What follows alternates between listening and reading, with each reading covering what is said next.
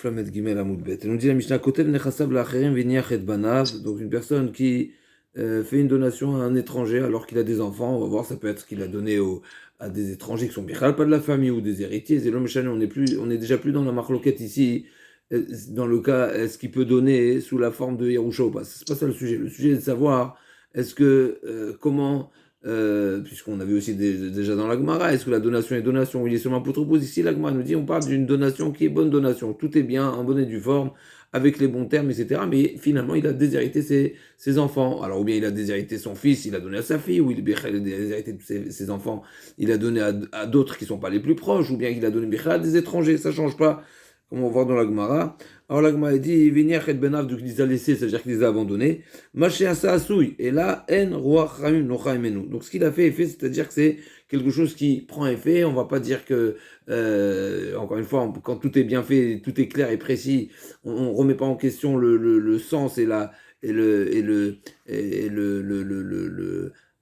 volonté de la personne si elle est bien claire et s'il a encore une fois utilisé les bons termes. Seulement, ok, c'est fait, d'accord. Donc le Mekabel Matana, le receveur, le bénéficiaire, il pourra en profiter, mais Ramim ne sont pas partants, déconseillent même, comme on voit dans le Gemara même plus que ça, de déshériter ses enfants, même dans le cas où ils sont pas sont pas méritants, comme on va voir tout de suite. Rabban Gamliel il dit, Rabbi Shimon Gamliel Omer, Imlo Ayou Banav Noagim Kashura Zachor Letov. Si ses enfants n'étaient pas dans le droit chemin, alors au contraire, les Zachor Letov, il n'y a pas de problème, c'est bien ce qu'il a fait, il sera rappelé positivement. On se rappellera de ce bienfait-là. Alors, Bémet Lagmara va demander tout de suite est-ce que Chachamim et Mishon Gamliel sont en désaccord ou pas? La page toute de la Mishnah, quand on lit la Mishnah comme ça une première lecture, on a l'impression que c'est une marloquette et Lagmara va quand même poser la question parce qu'elle ne l'a pas précisé. Ken, alors, juste le Rajbam, encore une petite pépite dans le Rajbam. En ruachem nochaim, et nous ça veut dire quoi? En la chachamim nachadu achim ma'asav. Donc chachamim ne sont pas fiers de cette action. Et la charon af, c'est pas seulement qu'ils sont pas fiers et qu'ils sont pas contents, ils sont un petit peu dérangés. Non, c'est plus que ça. Charon af gorem lahem shekoasim alav de ka'akar nachala de oraita.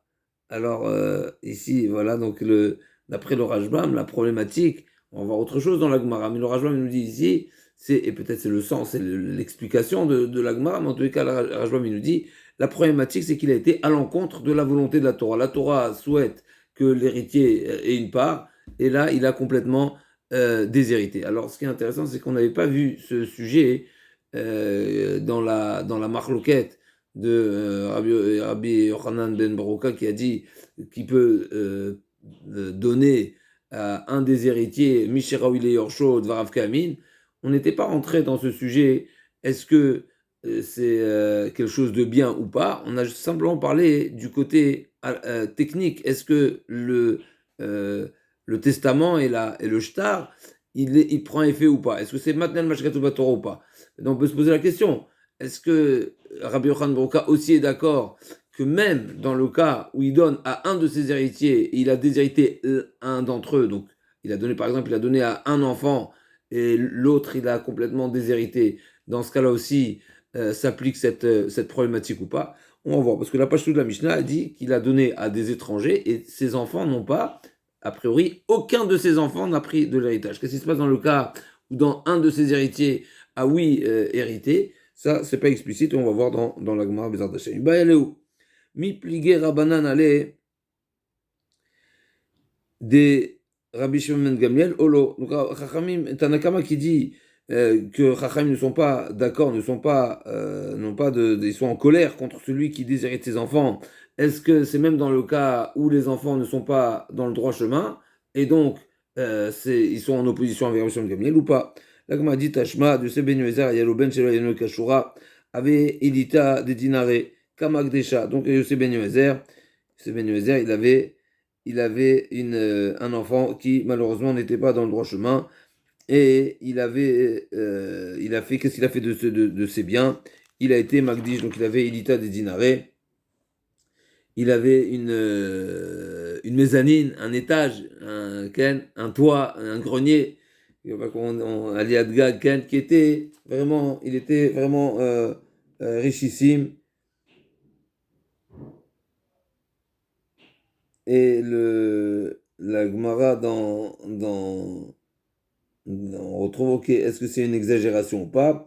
On retrouve dans Rachid, dans Shabbat, qui nous dit que ça peut être à propos d'une autre expression de la Gemara qui dit qu'il avait 13 greniers d'or, que c'était une exagération. Mais en tous les cas, sans rentrer dans ce petit détail, il avait une grande richesse. Kamakdesha, et il a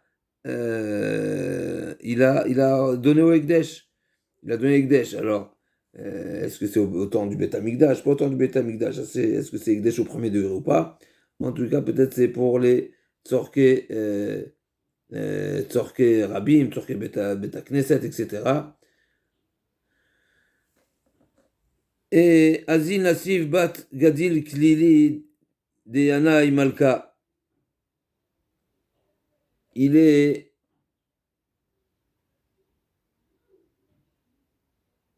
Avec qui s'est marié qui s'est marié ce fils?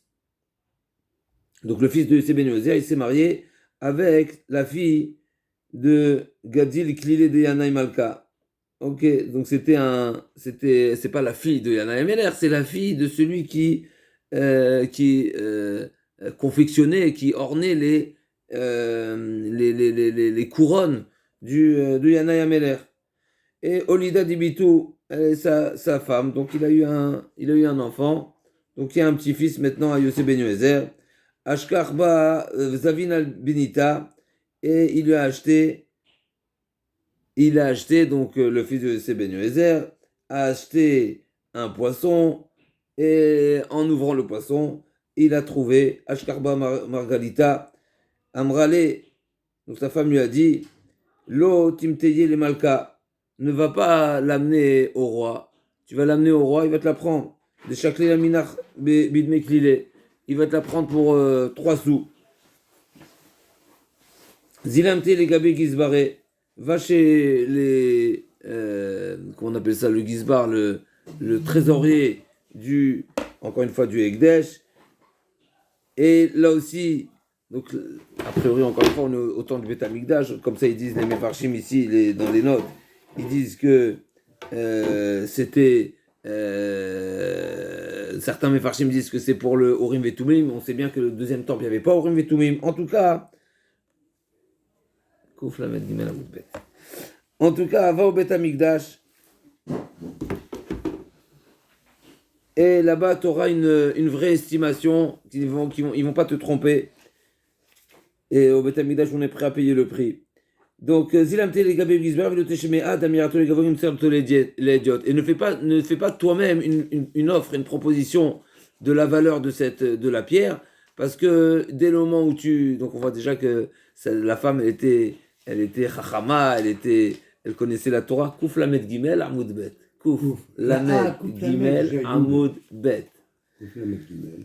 Damirato la gavo kim serato la idiot. Donc enfin, sa femme, elle avait des connaissances en Torah, puisque elle lui a dit ne fais pas directement ne leur fais pas une offre, parce que dès le moment où tu vas dire que tu es d'accord à un certain prix, et ben ça sera un engagement et tu pourras pas faire marche arrière. Et là, que eux fassent l'évaluation. Juste à Migdash. Donc, de cette histoire, encore une fois, on veut amener à prouver est-ce que c'est bien ou pas de déshériter. C'est lui, il a trouvé un diamant après. Rakshnia. Ça, c'est la suite de l'histoire. Mais en tout cas, le père, il a déshérité son fils. Ouais, nous, on cherche à savoir. Et pas n'importe qui a déshérité son fils. C'est Benézer, et donc, Amteye, il a amené Chamoua Bitlessa, Iliata des dinarés. Et ils l'ont évalué. Cette pierre précieuse. La valeur de l'héritage qu'il devait avoir précédemment. 13 fois plus. Ah, 13 fois plus.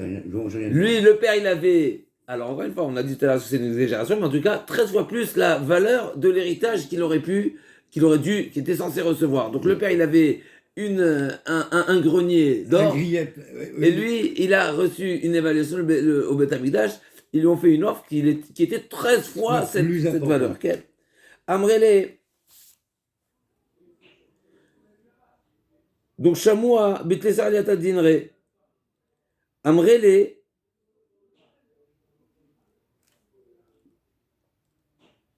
On n'a pas de quoi te payer. On n'a pas autant d'argent. On a de quoi te payer 7. Ça vaut 13. On reconnaît ça vaut 13.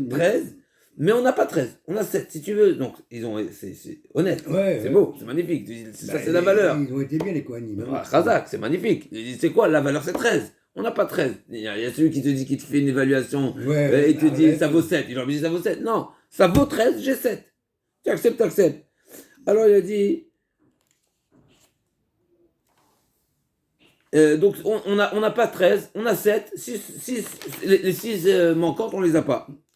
Et donc, ils ont même pas essayé de négocier. Ils ont dit, non, ils ont même pas négocié. C'était même pas dans ce sens. Donc, on n'est pas à la hauteur de ce qu'ils nous ont acheté. On aurait été acheteur si on avait, on n'a pas. D'accord. Amar Léo, qu'est-ce qu'il leur a répondu?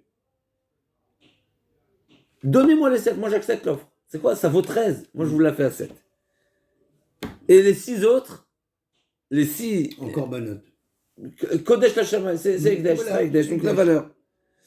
Et Amdou, Vekadvou, et sur ça, ils ont retenu, ils ont inscrit dans les archives, ils ont écrit que Yosef ben Yoézer, le père, il a rendu Ekdesh 1, et le fils, il a fait 6.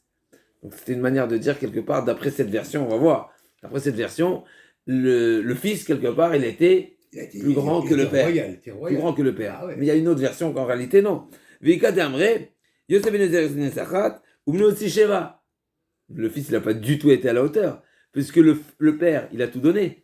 Ouais. Le fils, il a donné ce qu'il n'avait pas encore possédé, si on veut. D'accord. Mais il aurait pu donner la totalité. Ouais. S'il avait donné la totalité. Des 7.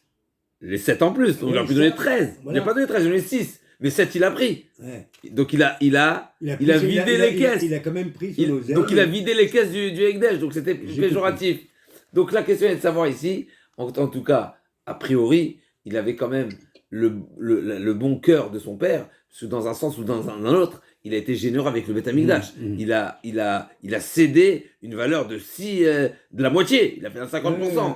Mais malgré tout, c'est pas forcément de cette histoire qu'on va prouver que le fils était, on va dire, que c'était des archives qui sont retenues à son avantage, à son honneur. Donc là, c'est ce qu'elle va dire. Donc, pardon. On va dire que c'est relié. Dans les archives du Beth Amikdash, Yosef ben Yoézer, Ichnis Achat, Ubno Ichnis Shesh, Vika de Amre. Donc c'est, encore une fois, c'est honorifique cette famille-là qui est généreuse envers le Beth Amikdash. Vika de Amre, Yosef ben Yoézer, Ichnis Achat, Ubno Otzi Sheva. Son fils, le père, il était généreux, il a rempli les caisses du Beth Amikdash, et le fils, il a dépouillé, il a vidé toutes les caisses. Mideka Amre Ichnis, donc l'Agmara veut détailler. Mideka Amre Ichnis, des Shapir Avad. L'Agmara dit, si il a, d'après la version qui dit qu'on reconnaît la grandeur de Yosef ben Yoézer qui a rempli les caisses du Beth Amikdash, ça veut dire qu'on lui reconnaît quelque chose de positif, alors qu'il a déshérité son fils. Donc ça veut dire qu'on n'a pas le problème. La donation de Yosef ben Yoézer, elle était inscrite comme quelque chose de positif. Et malgré que cet argent-là, c'était un déshéritage de son fils. Donc on voit qu'il n'y a pas de problème de déshériter son fils quand le fils ne suit pas le bon chemin. Alors mais c'est intéressant ici parce qu'on aurait pu dire que ça va que Inachami, c'est une preuve à Rabbi Shimon Gamliel. Mais moi j'ai un problème dans ton histoire quand même. On veut déduire, on peut d'après l'autre version, Mideka Amre Hoti Michlal de Shapir Avad. Au contraire, d'après la version qui dit que dans les archives du Beth Amikdash, c'était marqué que le fils a vidé les caisses du Beth Amikdash, eh ben ça ne veut pas dire forcément. C'est négatif, là. C'est négatif. Donc de même que pour le fils, c'est négatif, eh ben pour le père aussi c'est négatif. Le père, il a donné au Beth Amikdash, il a déshérité son fils. Et le fils, il a vidé, il a dépouillé les caisses il a dépouillé. Ok. On se dit, mais il a donné comme chose en échange. Okay. Alors, le Klagma refute et dit, à partir de cette histoire, du fait qu'il y a deux versions, donc on pourra pas trancher à partir de cette histoire, est-ce que c'est positif ou négatif. D'accord. Tashma, 6 lignes du bas, 7 lignes du bas. Tashma. Oui. Tashma, Damar le Shmuel Rav Yehuda Shinena. Lo tivibi avure achasanta afilu mibra bishel bratava. Vikol sheken mibra le barta. Je ne. Il a demandé, donc Rav Shmuel a dit à Rav Yehuda.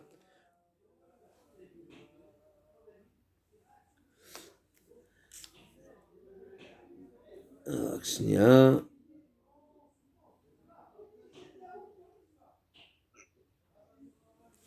Il y a quand même pas mal d'enseignements cette histoire. Hein. Alors, donc Tashma, Damar le Shmuel Rav Yehuda Shinena. Donc Rav Yehuda Shinena, un Eloïda, si c'est un qualificatif, en tous les cas, Shinena, c'est ça veut dire quelqu'un qui est Shanoun, c'est quelqu'un qui est aiguisé, c'est quelqu'un qui connaît ses enseignements. Lo TVB Avoué Achasanta, ne sois pas présent, comme ça il a dit à Rav Yehuda, donc Shmuel enseigne à Rav Yehuda, qui avait un niveau, il lui dit ne sois jamais présent lorsqu'un père, un père déshérite son fils. Et non seulement dans le cas Mibra Bishal Bratava, non seulement quand il déshérite un enfant qui n'est pas dans le droit chemin pour donner à un enfant qui est oui dans le droit chemin, et à plus forte raison, Mibra les Barata, s'il déshérite le fils pour donner à la fille. Ouais. Alors encore une fois, là on a une précision qu'on n'avait pas vue dans la Mishnah. Dans la Mishnah, on n'a pas précisé est-ce qu'il déshérite ses enfants et donner à des étrangers, c'est le sens simple de la Mishnah. Mais qu'est-ce qui se passe dans le cas où il donne à un des héritiers? On avait dit, Rabbi Yochanan Brokadi, il n'y a pas de problème de donner à un des héritiers. Même sous la forme héritage, tu peux le faire. Maintenant, il a déshérité un fils pour donner la totalité au deuxième fils. Là aussi, c'est un problème ou pas? De la Mishnah, c'était pas marqué explicitement que dans le cas où il déshérite un fils pour donner à l'autre, c'est aussi un problème. On a dit qu'il a déshérité ses enfants pour donner à des étrangers, mais il a laissé l'héritage, il a maintenu. Et plus que ça, Rashi a dit, c'est quoi la problématique de donner à des étrangers? C'est qu'il a été à l'encontre de la Yerusha de la Torah. Mais d'après Rabbi Yochanan ben Broka, il est fort probable que de déshériter un fils et de donner la totalité à l'autre, il n'a pas été totalement à l'encontre de la Torah, puisqu'il a quand même observé, il a quand même appliqué, il a laissé la place, en tout cas, au digne de l'héritage de la Torah, parce qu'il y a un des enfants qui va hériter. Mais en tout cas, ici, Shmuel dit, ne sois pas présent, ne signe pas, ne sois pas présent, et ne fais pas partie d'une assise qui viendrait approuver la donation d'un père en faveur d'un de ses fils et déshériter son fils, ou donner à sa fille et déshériter son fils. Donc on voit ici, même si on est encore dans l'héritage, ne déshérite pas. Shmuel dit ne déshérite pas, ne signe pas un document qui déshérite. Donc on a une preuve que c'est négatif, même si l'enfant est pas dans le droit chemin.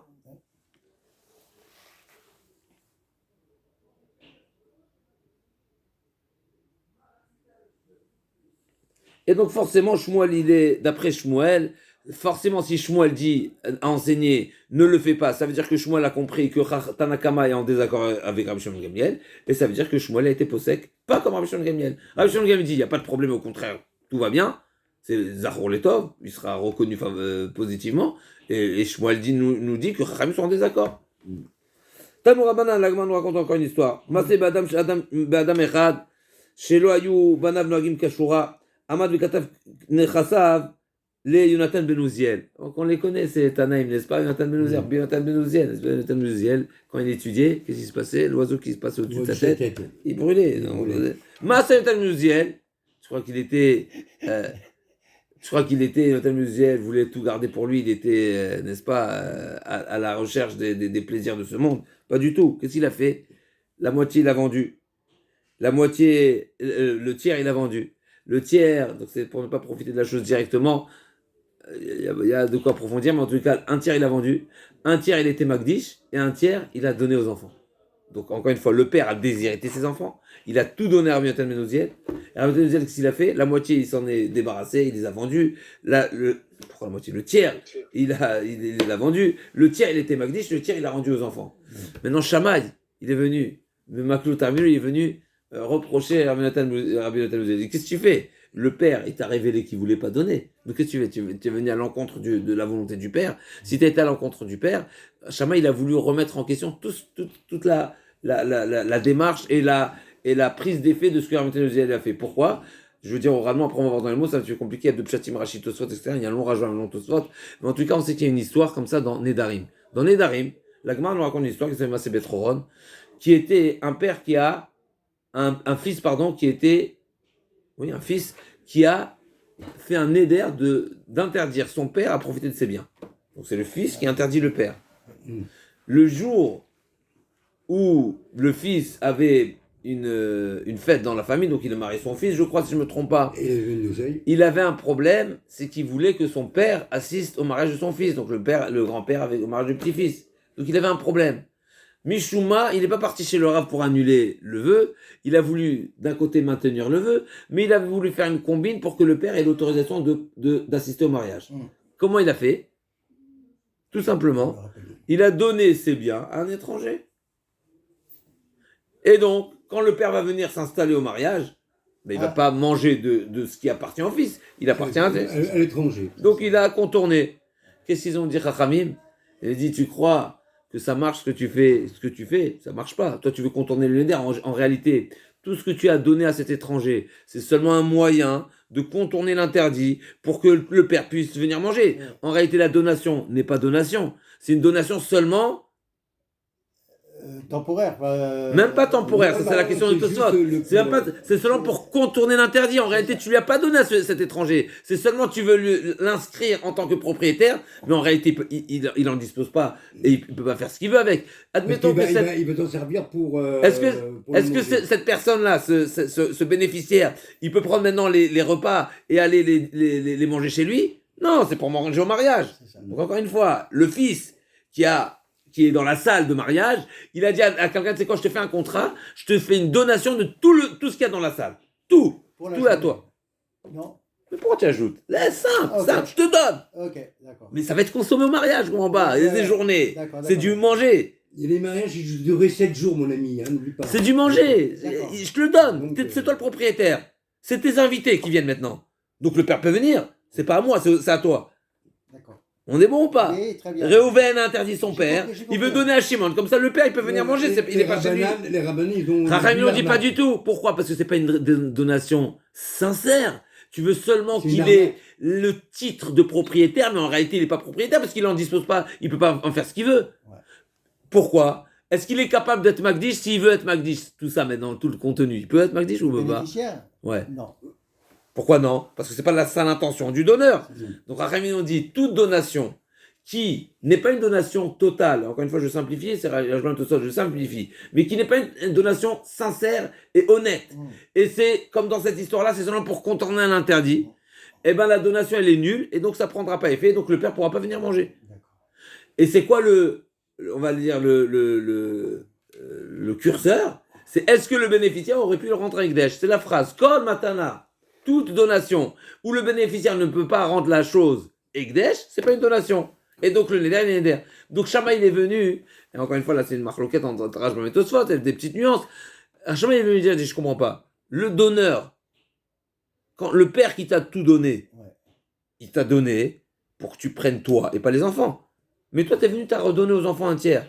Donc tu étais à l'encontre de la volonté du père. Donc normalement t'es pas en droit de faire ça. Alors d'après Tosfot, on parle du cas identique, à savoir que le père, il avait déshérité, non seulement il les avait déshérités, mais il les avait interdits de profiter des biens. On est bon? Ouais.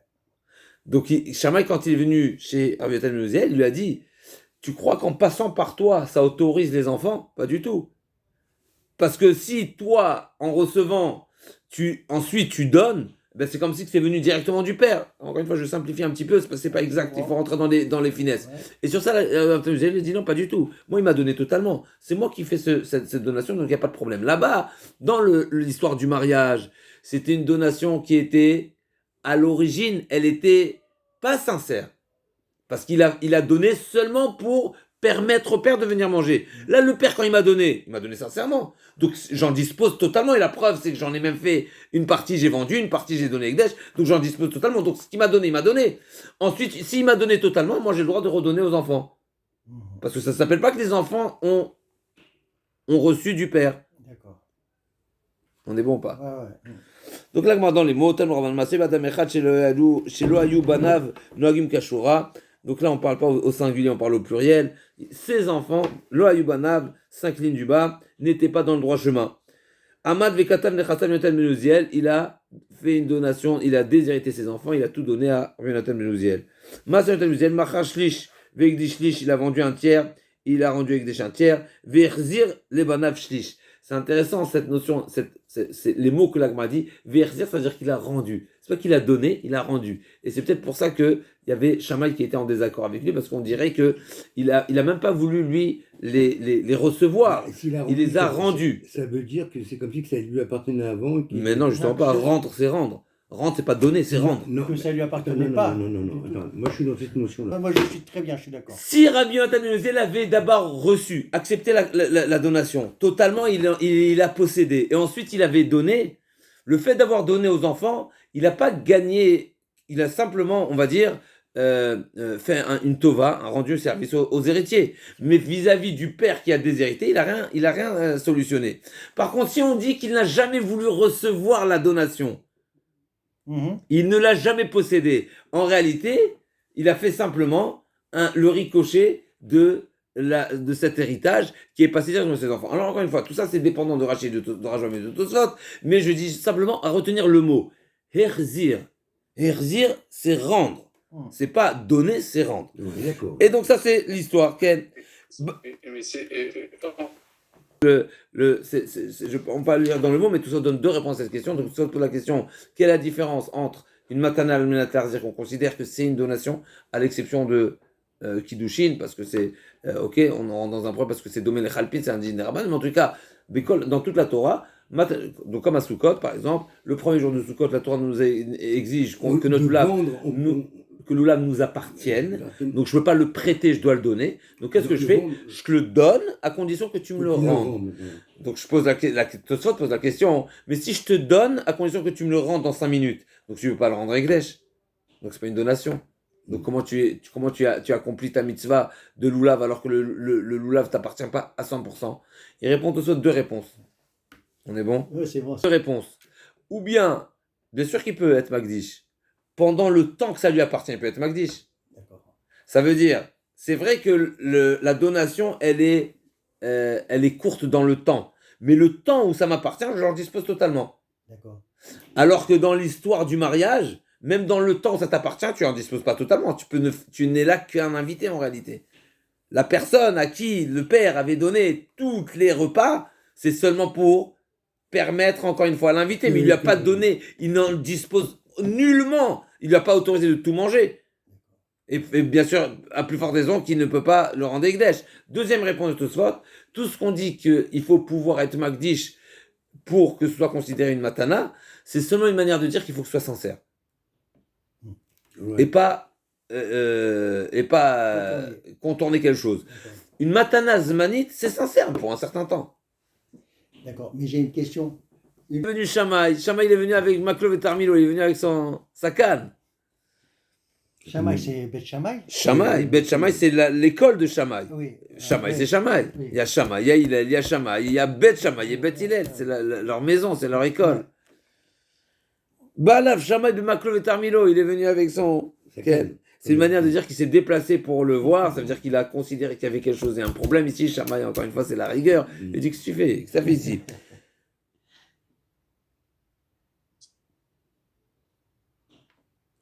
Amarlé, donc il lui a dit, donc il est venu Shammai, il lui a dit comme ça. Donc Shammai il est venu reprocher à Yonatan ben Uziel, et Yonatan ben Uziel lui a répondu. Amarlé, donc Shammai qui prétendait que c'était pas valable ce qu'il a fait, parce qu'il était encore une fois les deux pshatim, où il était à l'encontre de la volonté. Je simplifie encore une fois, je ne vais pas entrer dans ce. Mais en tous les cas, il a été à l'encontre de la volonté, donc il lui a dit tout est nul, ce que tu as fait. Alors il a dit ah bon c'est nul, alors je comprends pas.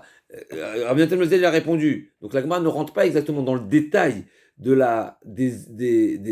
arguments de Shammai, mais la Gemara va nous donner la réponse de Rabbi Yonatan ben Uziel, qui lui a dit Im ata amarle Shammai, im ata yachol leotzi et ma shemacharti ou ma sheikdashti, ata yachol leotzi ma sheachzarti. Si tu es en mesure d'annuler les ventes que j'ai faites et les donations que j'ai fait au Ekdesh, eh ben, tu peux annuler aussi la donation que j'ai fait la restitution que j'ai fait ou la donation que j'ai fait aux héritiers. C'est une manière de dire, si le Ekdesh prend effet, ça veut dire que ça m'appartenait, et si ça m'appartient, eh ben, je peux donner. Si ce que j'ai vendu est vendu, ça veut dire que je suis je suis totalement propriétaire, réellement, et ce que j'ai rendu aux enfants, c'est pas une restitution, c'est une donation qui est valable. D'accord. Et là, on m'a dit, donc il a parlé, donc il lui a dit, Shammai, imata yachol otiet ma shemacharti ma sheikdashti. Si tu revendiques ce que j'ai fait, eh ben revendique la totalité. Donc j'ai fait 3 choses. J'ai vendu, j'ai rendu Ekdesh et j'ai donné aux enfants. Si toi tu considères que ce que j'ai donné aux enfants c'est nul et c'est pas de mon droit, eh ben fais marche arrière aussi de tout ce que j'ai fait. C'est ça. Donc ou tout ou rien. C'est bon. C'est ce qu'il a dit. Et donc c'est une preuve que en réalité si c'est vendu, ça veut dire que je peux donner aussi aux enfants. Imlav yata yachol oti ma sheachzarti. Qui c'est qui dit ça? C'est Shammai. C'est pas ça la question. Non, Mais c'est des hommes qui sont émettes, il n'y a pas de. Amar itiach ala benazai, itiach ala benazai. Donc il m'a plaqué. Okay. L'agma a dit, mais Ikarama il savar, ok, mais quel était l'argument? Qu'est-ce que Shammai pensait quand il est venu se confronter à un tel musée? Qu'est-ce qu'il pensait? L'agma a dit tout simplement, il pensait que c'était similaire à l'histoire du mariage. Mais savoir, comme on a dit, Mishum Masé de Betroron, Ditnan, la Mishnah nous enseigne, Masé de Betroron, Bechat Shayaviv, Moudar, Emenuana.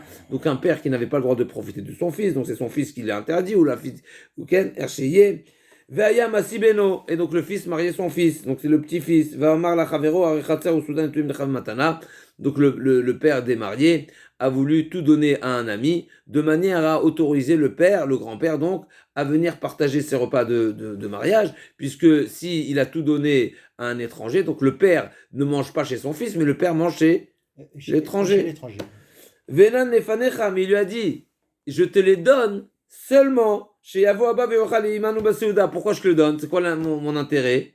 De faire venir le père. De faire venir le père. Donc il a dit aux bénéficiaires, je te les donne seulement pour permettre au père. Alors ça aussi, ça fait partie de la Souga, c'est qu'il a dit explicitement, je te le donne dans cette intention. Donc c'est comme si je te dis, je te le donne pas. C'est comme le Khames qu'on va à Pessah aussi. Pas de Chazé Shalom. Non, mais Non, je veux non, dire. non. D'accord, ok. Non, mais il a dit explicitement, je te le donne seulement pour permettre au père. Ça veut dire que je te le donne pas. Ok. Amarloim shelihem arei mukdashim shamaim. Donc le receveur lui a dit, ah bon, tu me le donnes, je comprends pas. Ben je te le donne, ben je fais ce que je veux avec. Ben je le rends Ekdesh. Amarlo lo netatim nechait sheli shtagdim shamaim, mais c'est pas pour ça que je t'ai donné. Amarlo lo natatali et shelcha ela shte ata ve'avicha ochnin voshlim ratim zelaze ve'yavon talu berosho. Tu veux m'utiliser comme pour que je sois celui qui soit un homme de paille, donc que je sois responsable de l'interdit que vous allez commettre vous deux. Et Amour Khamim, sur ça, Khamim nous ont enseigné. Toute donation où le bénéficiaire ne peut pas le rendre Ekdesh, c'est pas une donation. Tanoura Banan. Shmonim Talmidim Ayun Zaken. Donc on revient. C'est dans la donation du père à Ravi. On a une petite parenthèse. Si on a parlé de Rabbi Natan ben Uziel, on a parlé de Shammai, mais on a parlé de Hillel. C'est qui Natan ben Uziel? C'est l'élève de Hillel. Tanoura Banan. Shmonim Talmidim Ayun Zaken. Shloshim mehem, 30 parmi eux étaient tellement grands que Reuim Shtishre Alem Shrina qui Moshe Rabbeinu. Ils étaient comparables à Moshe Rabbeinu. Qu'est-ce que ça veut dire? Encore une fois, c'est quelque chose de particulier, parce qu'on sait que Moshe Rabbeinu, il avait des particularités, son niveau de prophétie était particulier, il pouvait venir de parler à Hachem quand il voulait, et a priori, c'est pas autant, mais en tout cas, les mots de la Gemara, comme Moshe Rabbeinu, incroyable. Shloshim mehem, 30 d'entre eux, sont comparés à Yoshua Binoun. Esrim Benonim. Donc on avait combien? 80. 30 et 20. 30 comme Moshe Rabbeinu, 30 comme Yoshua et 30 moyens.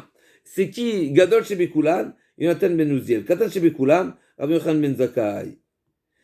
Donc Rabbi Yochanan Ben Uziel, c'était le plus grand de ces 80, et Rabbi Yochanan ben Zakkai. C'était le dernier de tous ces grands-là. Et sur Rabbi Yochanan ben Zakkai, on a dit c'est quoi le dernier? Le dernier, c'est quelqu'un qui connaît toute la Torah. Loïniar, Mikra, Mishnah, Talmud, Agada, Halacha. Ça, c'est le plus petit. Donc, on ne sait pas c'est quoi les. Alors, qu'est-ce qui sont les autres? Les Chazak, c'est les élèves de Hillel. Donc, les Bénonim, c'est ceux qui sont entre Moshe et Ushua. Mechila, Rakshniar, Chazak ou Bortoda Rabba, pour cette reprise. Le Maharsha dit c'est quoi Bénonim? C'est qu'ils sont entre les niveaux de Moshe Rabbeinu et entre les niveaux de Yoshua. C'est entre les deux. Ils ne sont pas arrivés au niveau de Moshe Rabbeinu, mais ils sont plus que le niveau qui est comparé à Yoshua. Ok. Et c'est ça, Chazak ou Bortoda, le Maharsha, Ken. Lo Igiu le Maalat Rabam, Ken. Argam Yatsu Mitora Talmidim. C'est comme c'est peut-être ce qu'on retrouve dans certaines Chazak, c'est le Rashi qui nous ramène, comme un Talmid Chaver. Talmid Chaver, c'est un élève, mais qui est aussi Chaver. Donc il est entre les deux. Il est pas, on peut pas dire que c'est un Chaver, on peut pas dire que c'est un Talmid Chaver. Il est entre les deux. Un ami. Un ami, oui, c'est ça. Oui, et un Talmid, c'est un élève. Donc un élève, c'est en dessous. D'accord. Un élève, c'est en dessous. Un ami, c'est au même niveau. Talmid Chaver, c'est qu'il est entre les deux. D'accord. Voilà. Mais Yoshua, il a pris. Yochanan ben Zakkai, Shelo Iniach Mikra Mishnah Gemara Halachot VaAgadot Dikduke Torah Dikduke Sofrim Kalim VaChamorim Gzerot Shavot Tkufot Gematriot Umishalot Kovsim Umishalot Shualim Sichat Shedim Sichat Kalim Sichat Malachei Hasharet Davar Gadol Davar Katan Davar Gadol Davar Katan. Donc là, si on traduit, donc Mikra, tous les textes, toute la Torah écrite, Mishnah, Gemara, Halachot, Agadot, toute la Torah orale, Dikduke Torah, Dikduke Sofrim. Donc on rentre déjà dans des profondeurs de la Torah. Rajva Midi, par exemple, toutes les différentes lettres à partir desquelles on apprend certaines choses, ou bien des lettres qui sont la moitié des Sfarim, etc., comme c'est marqué. Veze lachem atame, ou Dikduke Sofrim, c'est toutes les Gzerot Shavot, etc., toutes les drachot que Chachamim ont fait. Kalim vachamurim, c'est Kal vachomer, donc un homme est capable de faire, a le droit et en mesure de le faire par lui-même. Et Gzera Shava, c'est des drachot seulement de Moshe Rabbeinu, à partir de Ken. Tkufot, c'est les saisons, mais c'est ce qui nous permet de décider le renouvellement du mois et de l'année, des années. Gematriot, c'est le calcul des. C'est les valeurs. Mais Rashi, il dit pas comme ça, le Rajam ne dit pas comme ça, il dit que c'est les mots qui sont étudiés comme des abréviations. Comme Anochi, le mot Anochi, donc Aleph, Nun, Chaf, Yud, chacune des lettres est un mot. Comme il dit Rashba, Ana nafshi katvit yavit. Anochi Hashem Lokecha, n'est-ce pas? Donc c'est. Comment Réchetevot. Non, c'est des abréviations. Gematriot, c'est des abréviations. Anochi, je détaille le mot en plusieurs mots. Chacune des lettres du mot compose un mot qui veut dire quelque chose. Il y a un mot en français, Ken. Meshalot Kovsim, donc c'est. C'est comme dans le Tehillim, le pareil, tout alphabet, puis chaque ligne, non, ce sera pas la même chose. Sors jusqu'à la Mishnah, c'est bon. Ouais, allez. Donc, Sichat de Kalim, Sichat Malachei Hasharet, Davar Gadol, Davar Katan. C'est quoi Davar Gadol, Davar Katan? Davar Gadol, Maaseh Merkava. Ah. Davar Katan, c'est quoi Davar Katan? Havayot, d'Abaye Verava. Lekaim Hashenamar, Leanchil, O Havayesh, Votrotem Amale. La Gemara dit, Vechim Achar de Katan, Shebekulam Ken, Gadol Shebekulam Alachat Kama Vekama. Donc si ça c'est le dernier des élèves, n'est-ce pas, qui connaissait tout, et mais encore une fois, Maaseh Merkava, tout le chat, c'était Maaseh Merkava, qui c'est qui connaît? Amrou alav ala Yonatan ben Uziel, le chat chez Yoshev Osek Batora, Kol Of chez Porech alav Nisraf. Donc il était tellement, c'est une tellement grande gdoucha, une tellement grande connexion. Qu'est-ce qu'il est lui par rapport aux autres? C'est surtout les autres qu'est-ce qu'ils sont? Non, c'est ce qu'on a dit, ce que l'Agma dit. Si Rabban Yochanan Zakkai connaissait toute la Torah, et même Maaseh Merkava, et Avayuda Beverava, et Yonatan ben Uziel qui était le plus chashuv, n'est-ce pas? Ouais. Donc Gadol Shebekulan a dit, un Talmud Uziel, c'était quoi ça? Comment s'exprimer sa particularité? C'est joli comme aussi. Il avait cette gdusha qui était tellement, c'est pas seulement de la gdusha, c'est quelque chose de très particulier qui était nisraf. En quoi c'est en soi qu'il soit nisraf l'oiseau? C'est pas quelque chose de positif en soi qu'il soit nisraf, mais ça montre que il y avait la shrina qui était, il y aurait d'être quand à chaque fois qu'il étudiait Rabbi Yochanan ben Uziel, n'est-ce pas, qui était il dit au nom de Rashi dans Souka, c'est que les malachim venaient écouter la Torah qu'il enseignait. Et d'après Tosfot, c'est que la Torah c'était tellement joyeux, les suivaient. il y avait tellement de joie. Kenetinat Misina, c'est une expression qu'on retrouve souvent dans la Gemara, c'est que la Torah qui était étudiée à ce moment-là, elle était aussi parfaite, on va dire, comment ça nous a été donné à Sinaï. Et quand la Torah nous a été donnée à Sinaï, eh bien, il y avait Kolot, Ubrakim, Va'anan Kaved, il y avait le feu aussi était présent. C'est exactement ce qu'on dit ici dans la Gemara, dans l'étude de Rabbi Yochanan ben Uziel. Mais j'ai une question.